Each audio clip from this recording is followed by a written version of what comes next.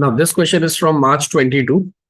इसमें हमसे पूछा गया था right the mathematical equation for the first law of thermodynamics, और ये सेम इक्वेशन हमसे कहा गया है कि हम लोग आइसोथर्मल और एडियाबेटिक प्रोसेस में भी अप्लाई करके दिखाएं।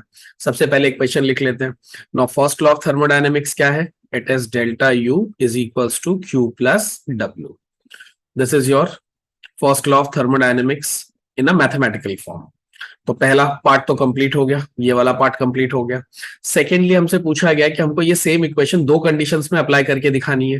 पहली है आइसोथर्मल प्रोसेस, दूसरी है adiabatic process. Let's go for the first one. पहला है isothermal process. Now we all know that कि आइसोथर्मल प्रोसेस वो प्रोसेस होती है जिसमें temperature throughout the process constant होता है।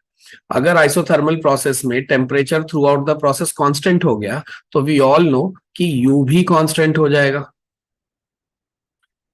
तो यहां मैं लिख देता हूं since temperature is constant therefore you will also be constant. क्यों? क्योंकि इंटरनल एनर्जी टेम्परेचर से ही मेजर की जाती है। अगर आप इंटरनल एनर्जी बढ़ाओगे तो टेम्परेचर बढ़ेगा, अगर आप इंटरनल एनर्जी कम करोगे तो टेम्परेचर कम होगा। तो ये दोनों एक दूसरे से डायरेक्टली रिलेटेड है। तो अगर पहला कांस्टेंट हुआ तो दूसरा अपने आप कांस्टेंट हो जाएगा। अब अगर u कांस्टेंट है तो इसका मतलब तो ये निकला कि डेल्टा u की वैल्यू आ जाएगी 0।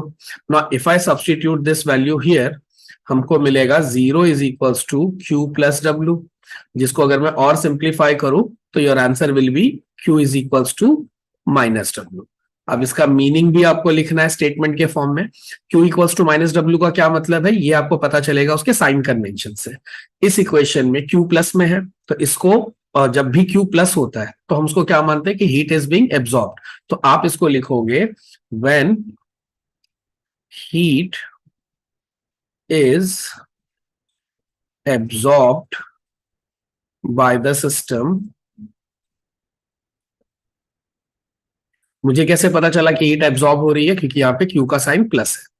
So when heat is absorbed by the system at constant temperature, की जो भी कुछ मैं लिखने जा रहा हूं ये सिर्फ आइसोथर्मल कंडीशन के बारे में, इसलिए ये मेंशन करना जरूरी है। at constant temperature, तो जो कुछ भी हीट एब्सॉर्ब होगी सिस्टम से वो will be utilized by system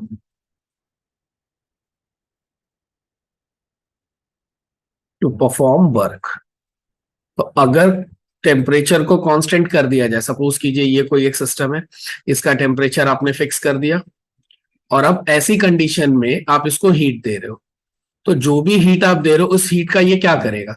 उस हीट को ये इंटरनल एनर्जी बढ़ाने में तो यूज नहीं कर सकता। क्यों नहीं यूज कर सकता? क्योंकि टेम्परेचर कांस्टेंट है। अगर इसने इंटरनल एनर्जी बढ़ाई तो टेम्परेचर भी बढ़ जाएगा, पर हमको तो टेम्परेचर कांस्टेंट रखना है। इसलिए जो कुछ भी हीट आप इस कंडीशन में दे रहे हो उससे ये इंटरनल एनर्जी को नहीं बढ़ाएगा। तो सवाल है कि फिर करेगा क्या ये हीट का? उस हीट को यूज करके ये कोई ना कोई वर्क करेगा। कोई ना कोई वर्क करेगा सर मेरा मतलब है अगर मान लीजिए सिलेंडर का केस है तो ये एक्सपैंड होना शुरू हो जाएगा, या कोई जिस तरह की ये मशीन होगी कोई ना कोई ये काम करना शुरू कर देगा।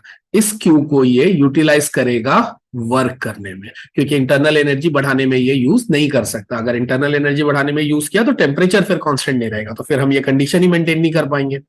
तो ये हो गया आपके पहले कंडीशन का आंसर।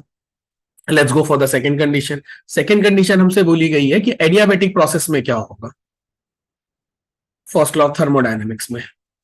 अब एडियाबेटिक प्रोसेस में by definition we all know that कि Q क्या होता है? 0, क्योंकि हीट का सिस्टम से ना बाहर जाना अलाउड है ना सराउंडिंग से सिस्टम में हीट आना अलाउड है। इसी बात को हम मैथमेटिकली कैसे लिखते हैं? Q इक्वल्स टू 0 होता है एडियाबेटिक प्रोसेस में। ना हीट सिस्टम से बाहर जाती है ना ही सिस्टम में हीट बाहर से अंदर आती है। अगर Q 0 हो गया तो मैं फिर से फर्स्ट लॉ ऑफ थर्मोडायनेमिक्स में अगर ये अप्लाई कर दूं, क्या है first law of thermodynamics? Delta U is equals to Q plus W।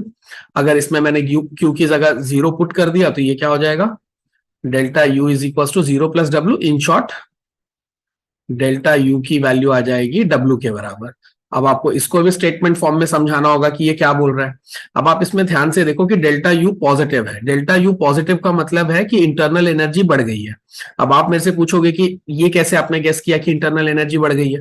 आप सोचो U1 से U2 जाते टाइम अगर U1 2 है तो मुझे U2 2 से ज्यादा बड़ा लेना पड़ेगा। मान लो मैंने 3 लिया, क्यों मुझे ज्यादा लेना पड़ा? ताकि डेल्टा U का आंसर क्या है?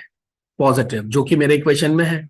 अगर मैं उल्टा कर दूं, U1 से U2 जाते टाइम U2 को और छोटा ले लेता हूं, U2 को 1 ले लेता हूं। अब जरा आप डेल्टा U निकालो। डेल्टा U कैसे निकालते हो? U2 minus U1।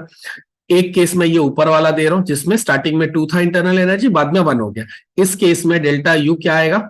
निगेटिव आएगा, क्योंकि आप 1 में से 2 माइनस करोगे ना, और हमको डेल्टा U क्या चाहिए? पॉजिटिव। दूसरे केस में जरा सॉल्व करो। U2 माइनस U1 करने जाओगे, 3 माइनस 2 करोगे, 3 माइनस 2 करोगे, डेल्टा U क्या आएगा? पॉजिटिव आएगा, जो कि हमको चाहिए। इसका मतलब मुझे ये सेकंड केस के अकॉर्डिंगली जाना पड़ेगा। सेकंड केस क्या है? जिसमें U1 से U2 जाते वक्त एनर्जी क्या करनी है? मुझे बढ़ानी है। तो यहाँ डेल्टा U का साइन देखकर मैंने गेस कर लिया कि यहाँ पे इंटरनल एनर्जी बढ़ी है। अब सवाल ये कि इंटरनल एनर्जी कैसे बढ़ी है? यहाँ पे W का साइन देखो, पॉजिटिव है। इसका मतलब when work is done on the system. अब आप सोचोगे कि मुझे कैसे पता कि work is done on the system? जब भी वर्क पॉजिटिव होता है तो हमने सिस्टम पे काम किया होता है। अगर सिस्टम ने काम किया होता खुद, तो यहाँ पे W निगेटिव होता है, यहाँ पे W पॉजिटिव है। इसी से मैंने गेस कर लिया कि इस बार सिस्टम पे हमने काम किया है।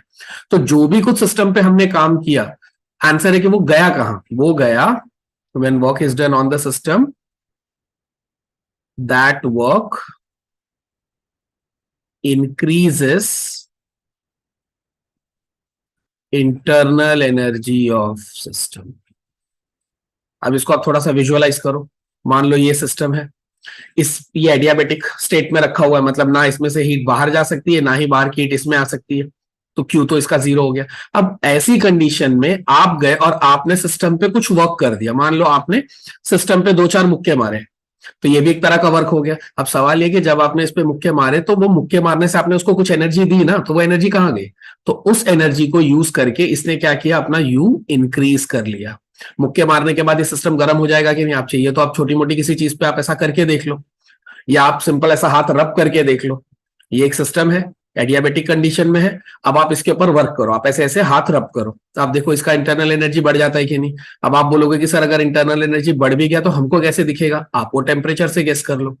अगर उसका टेम्परेचर बढ़ गया मतलब इंटरनल एनर्जी भी बढ़ा होगा, क्योंकि टेम्परेचर और इंटरनल एनर्जी एक दूसरे से रिलेटेड होते हैं। तो अगर आप अभी जहां पे भी बैठे हो वहां पे आप हाथ रब करके देखो, अगर आपने वर्क किया है तो वो वर्क कहां चला गया? उस जिस चीज को आपने रब किया उसकी इंटरनल एनर्जी को बढ़ाने में। हमको कैसे पता कि उसकी इंटरनल एनर्जी बढ़ गई है? उसका टेम्परेचर बढ़ गया, इसलिए हमको पता है। तो इस तरह से आपको दोनों स्टेटमेंट में first law of thermodynamic apply भी करना है, प्लस उसका मीनिंग भी लिख कर दिखाना है। सो आई होप आपको ये क्वेश्चन समझ गया होगा।